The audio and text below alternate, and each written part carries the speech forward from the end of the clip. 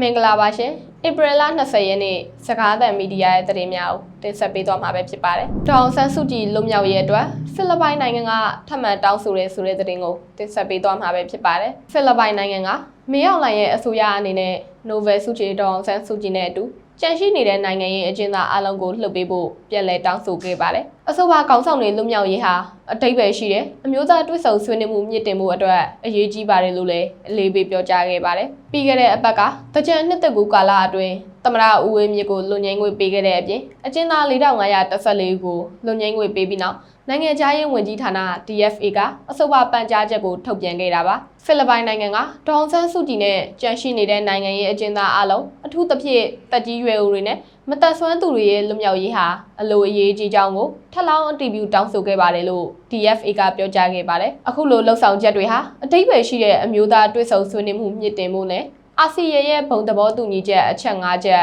အပြည့်အဝအကောင့်ထည့်ဖို့လည်းအရေးကြီးပါတယ်လို့ဆက်လက်ပြောကြားခဲ့ပါတယ်2021ခုနှစ်အာဏာသိမ်းမှုမတိုင်မီကသမရဦးဝင်းမြင့်ကမြန်မာနိုင်ငံရဲ့ဒီမိုကရေစီနည်းကျရွေးမြောက်တင်မြှောက်ခံထားရတဲ့သမရဖြစ်ပြီးဒေါအောင်ဆန်းစုကြည်ကနိုင်ငံတော်အတိုင်ပင်ခံပုဂ္ဂိုလ်အဖြစ်နိုင်ငံရဲ့တာဝန်တွေကိုထမ်းဆောင်ခဲ့ပါတယ်စစ်ကောင်စီကအာဏာသိမ်းယူချိန်မှာနှစ်ဦးစလုံးယာတုမှဖယ်ရှားခံခဲ့ရပြီးနိုင်ငံဟာလည်းပြည်တွင်းစစ်ထဲကိုကြာရောက်ခဲ့ပါတယ်2021အာဏာသိမ်းမှုကြောင့်အာဆီယံကောင်ဆောင်တွေဘုံသဘောတူညီချက်5ချက်ထဲမှာအကြမ်းဖက်မှုတွေကိုချက်ချင်းရပ်တန့်မှုပါတီအလုံးအကြားဆွေးနွေးမှုဖို့လူသားချင်းစာနာထောက်ထားမှုအကူအညီပေးဖို့နဲ့အထူးတန်နမတ်တအုပ်ကိုခန့်အပ်ဖို့တို့ပါဝင်ပါတယ်။လူငိမ့်ခွေကိုချင်းလန်းတစ်ခုအနေနဲ့ကြိုဆိုပေမဲ့ဒေါအောင်ဆန်းစုကြည်ကိုဆက်လက်ဖမ်းဆီးထားတာဟာအလုံးပါဝင်တဲ့ဆွေးနွေးမှုအတွက်အဓိကအဟန့်အတားဖြစ်နေစေဖြစ်ကြောင်း DFA ကအလေးပေးပြောကြားခဲ့ပါတယ်။နောက်ထပ်သတင်းတစ်ပုဒ်အနေနဲ့မလေးရှားမှာဖိလစ်ပိုင်ဒုက္ခသည်စခန်းမီလောင်မှုကြောင့်အခြေ1000ခန့်ပြာကျခဲ့တယ်ဆိုတဲ့သတင်းကိုတင်ဆက်ပေးသွားမှာပဲဖြစ်ပါတယ်။မလေးရှားနိုင်ငံဆာဘာပြည်နယ်ဆန်နာကန်မြို့မှာရှိတဲ့ UNHCR အတိအမှန်ပြုဖိလစ်ပိုင်ဒုက္ခသည်စခန်းမီလောင်မှုဖြစ်ပွားပြီးအခြေ1000ခန့်မီလောင်ပြောင်းကျသွားပြီးလူပေါင်း9000ကျော်အိုးမိုက်အိမ်မဲဖြစ်ခဲ့ရပါတယ်။ဧပြီလ19ရက်နေ့မနက်2နာရီဝန်းကျင်မှာမိစတင်လောင်ကျွမ်းခဲ့ပြီးလူနေထူထပ်သောအခြေချနေထိုင်ရာနေရာသို့အရှိန်ဟုတ်ကူးဆက်ခဲ့ရာဒေသခံတွေဟာရရပစ္စည်းအနှဲငယ်ကိုဆွဲကင်၍ညဘက်ကြီးခြေပလာနဲ့ထွက်ပြေးခဲ့ကြရပါတယ်။ခြေတိုင်းရှည်အိမ်တွေမီးတွေတရဆက်ကူးဆက်သွားခဲ့ရမှာမိသားစုဝင်တွေကဘာဖြစ်မှန်းမသိလိုက်ခင်မှာပဲအိမ်ခြေ1000ခန့်မှာပြာကျသွားခဲ့ရပါတယ်။မီးရအယမ်းမြန်ခဲ့ဘန်ကနေစလောင်သွားတယ်ဆိုတာမသိလိုက်ဘူးကျမတို့လုံနိုင်တာကလူတိုင်းဘေးကင်းအောင်ပြေးဖို့ပဲရှိတယ်လို့ဒုက္ခသည်စခန်းရှိအမျိုးသမီးတဦးကဆိုပါတယ်သူမကအရေးကြီးစာရွက်စာတမ်းအနှံငယ်သာယူဆောင်နိုင်ခဲ့တယ်လို့ဖြစ်ဆွဲပြောကြားခဲ့ပါတယ်အဲ့ဒီဒုက္ခသည်စခန်းမှာနေထိုင်သူတွေအတွက်ထိုစာရွက်စာတမ်းတွေဟာပစ္စည်းဥစ္စာများထက်ပို၍တန်ဖိုးရှိပြီးသူတို့ရဲ့မိသူမိဝါဖြစ်ကြောင်းနဲ့နေထိုင်ခွင့်အတွက်အရေးပါတဲ့အထောက်အထားတွေဖြစ်ကြပါတယ်နောက်ထပ်မိဘေးတင်တဦးကမီးလောင်နေပြီလို့လူတွေအော်နေကြတာကျမတို့ဘာဖြစ်နေလဲဆိုတာသတိထားမိမှာမိရအရန်နီးနေတယ်ခလေးတွေကိုအမြဲခေါ်ထုတ်လိုက်ရတယ်ပြန်ကြည့်လိုက်တော့အိမ်ကမရှိတော့ဘူးဘာမှမကြံတော့ဘူးယူလာနိုင်တဲ့စာရွက်စာတမ်းလေးပဲကြံတယ်လို့ဆိုပါတယ်အစိုးရဌာနပေါင်းစုံမှာဝန်ထမ်း100ကျော်ဟာမိကိုထိန်ချုံဖို့10နာရီကျော်အောင်ကြိုးပမ်းခဲ့ရပြီးမွန်းတဲ့အချိန်မှာမိငိမ့်တက်နိုင်ခဲ့တယ်လို့သိရပါတယ်စန္ဒာကန်မိသက်နဲ့ကယ်ဆယ်ရေးဌာနတာဝန်ခံဂျင်မီလာခွန်ကမိသက်သမားတွေဟာမိကိုထိန်ချုပ်ရဲ့ကြိုးပမ်းရမှာလမ်းကျင်းတာကြောင့်မိသက်ကားတွေဝင်လို့မရသလိုရေချနေချိန်မှ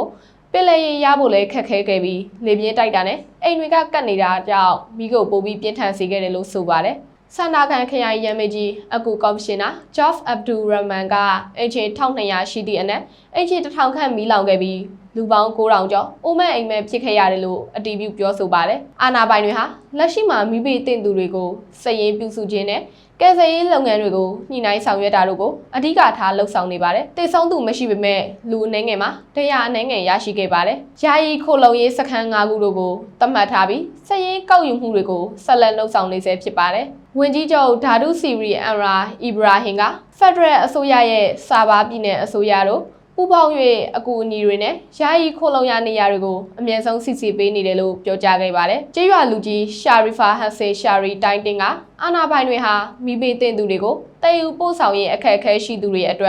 ်နေရာထိုင်ခင်းစီစဉ်ပေးဖို့ဆောင်ရွက်နေတယ်လို့ပြောကြားခဲ့ပါတယ်။ မီးလောင်ရတဲ့အကြောင်းအရေးကိုစုံစမ်းစစ်ဆေးနေစေဖြစ်ပါတယ်။အဲ့ဒီဒုက္ခသည်စခန်းဟာ1980ပြည့်နှစ်အတွင်းဖိလစ်ပိုင်တောင်ပိုင်းမိုရိုပရီပခါကြောင့်ထွက်ပြေးလာရတဲ့ဖိလစ်ပိုင်ဒုက္ခသည်တွေအတွက်ကုလသမဂ္ဂဒုက္ခသည်များဆိုင်ရာမဟာမင်းကြီးရုံး UNHCR လက်အောက်မှာရှိတဲ့စခန်းတစ်ခုလည်းဖြစ်ပါတယ်။နောက်ထပ်သတင်းတစ်ပုဒ်အနေနဲ့ပေကျင်းမှာကျင်းပတဲ့မာရင်တိုပြိုင်ပွဲမှာလူသားပုံစံဆက်ရုပ်ကကမ္ဘာစံချိန်မီတစ်တင်နေဆိုတဲ့သတင်းကိုတင်ဆက်ပေးသွားမှာပဲဖြစ်ပါတယ်။တရုတ်နိုင်ငံဘေကျင်းမြို့မှာကျင်းပခဲ့တဲ့တဝက်မာရန်တိုပြိုင်ပွဲမှာလူသားပုံစံဆက်ရုပ်တရုတ်ဟာလူသားတွေနဲ့ရှင်းပြိုင်ကကမ္ဘာစံချိန်ချိုးခဲ့ပါတယ်။ဒါဟာတရုတ်ကထုတ်လုပ်သူတွေရဲ့မြန်ဆန်တဲ့နည်းပညာတိုးတက်မှုတွေကိုပြသနေတာပါ။စက်တွေနဲ့လူသားတွေရှင်းပြိုင်ရမှာမတော်တဆမှုတွေကိုရှောင်ရှားဖို့အဖွဲ့တစ်ဖွဲ့စီကတီးခြားလမ်းကြောင်းတွေကိုဖန်ဆီးပေးခဲ့ကြပါတယ်။ဧပြီလ19ရက်နေ့ကပြုလုပ်တဲ့အစုပ်ပါရှင်းပြိုင်မှုကိုကြည့်ရှုဖို့မြို့တော်တောင်ပိုင်းရီတောင်ရှိလမ်းတွေပေါ်မှာပရိသတ်တွေတန်းစီစောင့်ဆိုင်နေခဲ့ကြပါတယ်။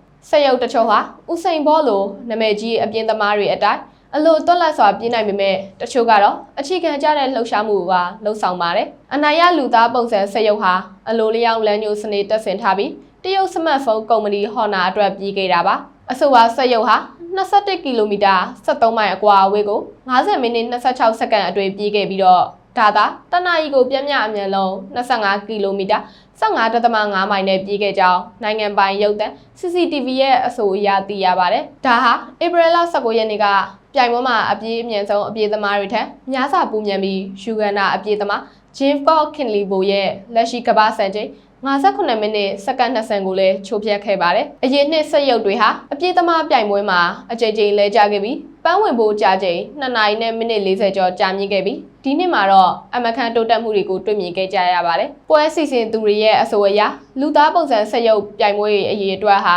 ပြီးခဲ့တဲ့နှစ်ကဆက်ရုပ်20ခန်းမှ100ကျော်အထိမြင့်တက်လာခဲ့ပါတယ်။ဧပြီလ20ရက်နေ့စကားသံမီဒီယာရဲ့သတင်းများကိုတင်ဆက်ပေးသွားတာပဲဖြစ်ပါတယ်။ကြည့်ရှုသူမိဘပြည်သူများရွှေလန်းချမ်းမြေ့ကြပါသေးရှင်။ကျမပူဇာပါ